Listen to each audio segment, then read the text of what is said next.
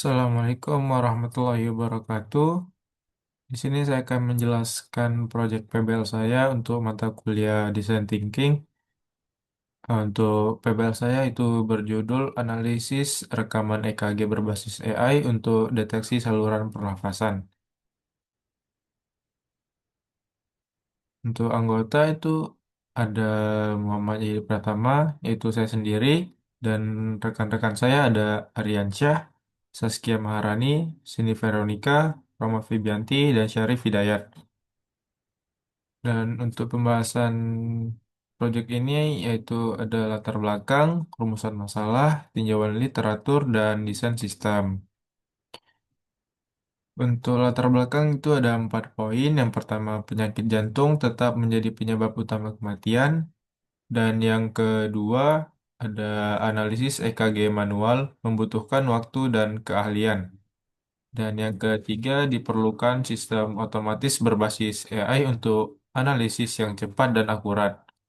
Yang keempat, integrasi ESP32, ADS1293, dan Bluetooth memungkinkan pemantauan secara real time. Dan untuk rumusan masalah itu ada 3. Yang pertama, bagaimana sistem tersebut dapat menganalisis sinyal EKG secara real time. Yang kedua, bagaimana sensor ESP32 dan Bluetooth terintegrasi. Dan yang ketiga, bagaimana AI diterapkan untuk mendeteksi pola sinyal jantung. Untuk tinjauan literatur ada 4 juga, yaitu yang pertama ECG atau elektrodiagram, dan yang kedua analisis kompleksitas sinyal, yang ketiga AI untuk kesehatan, yang keempat ADS1293 dan ESP32. Dan ini untuk desain elektrikal, yaitu menggunakan komponen ESP32, ada jumper, ada ADS1293, dan kabel elektroda. Dan untuk desain mekanikal, ini contoh gambarnya. Dan untuk panjang box ini itu 100 mm dan lebar 80 mm dengan tinggi 45 mm dan ketebalan akrilik itu menggunakan 5 mm dan lubang-lubang yang pada box ini memiliki diameter 4,5 mm. Untuk memperkuat, kami menggunakan skrup dan mur di berbagai sisi dengan total 6 lubang.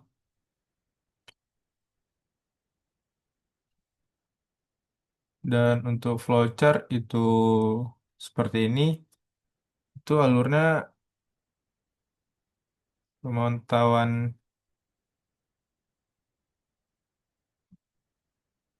prosesnya itu dimulaikan dengan mengaktifkan ESP32 dan modul ADS1293. Kemudian ESP32 membaca sinyal ECG dengan ADS.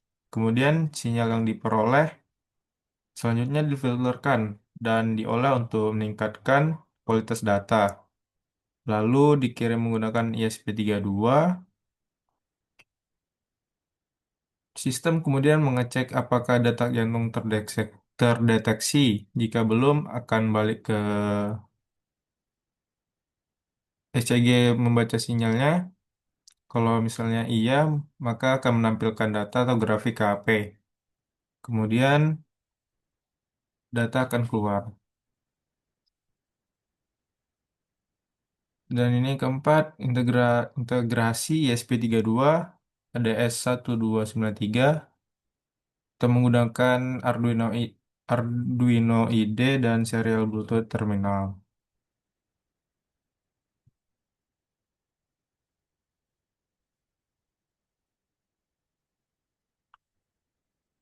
Eh, untuk timelinenya tuh seperti ini.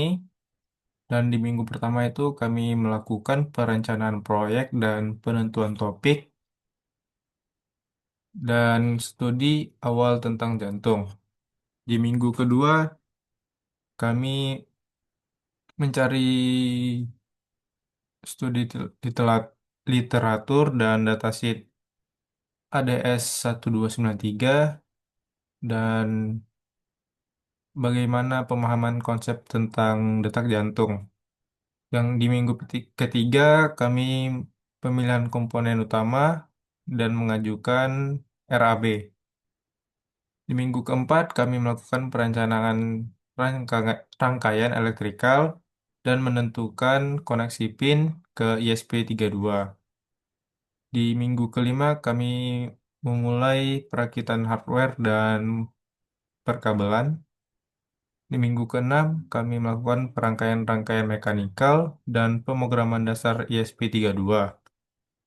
Di minggu ketujuh, kami melakukan pembacaan sinyal EKG awal dan melakukan pengujian penampilan data.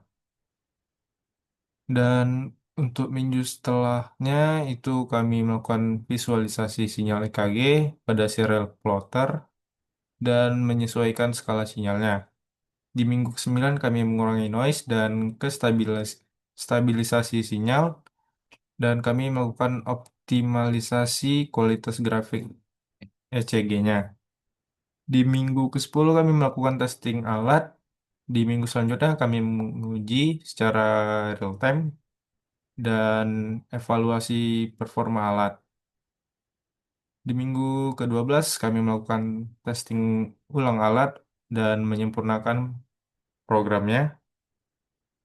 Di minggu 13 kami melakukan pengambilan data dan dokumentasi dan di minggu terakhir atau minggu 14 kami melakukan penyusunan laporan akhir seperti RPP dan PPT.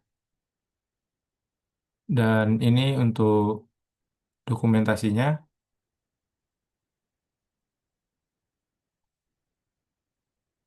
Untuk pemecahan masalahnya yang pertama itu penelusuran judul. Itu masalah kami judulnya itu belum ditetapkan secara pasti dan penyebabnya itu referensi pendukung masih terbatas karena sangat minim sekali. Dan untuk solusinya itu kami menyusun 2 sampai 3 alternatif judul dan menyesuaikan dengan jurnal yang kredibel. Dan yang kedua itu penelusuran jurnal.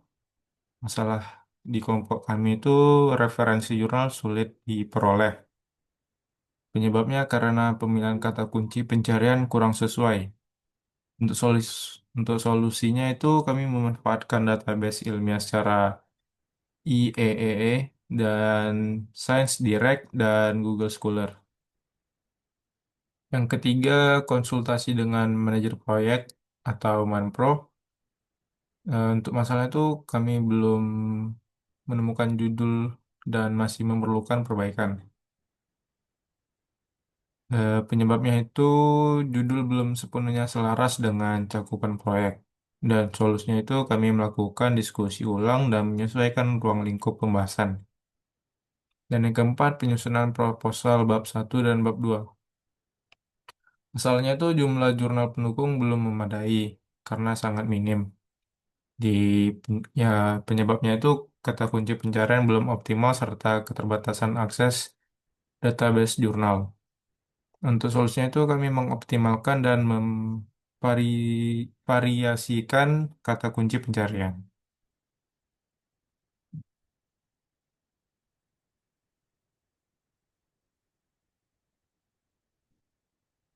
Oke, itu saja dari saya. Bila ada kekurangan, mohon dimaafkan. Wabillahi taufiq walhidayah. Wassalamualaikum warahmatullahi wabarakatuh.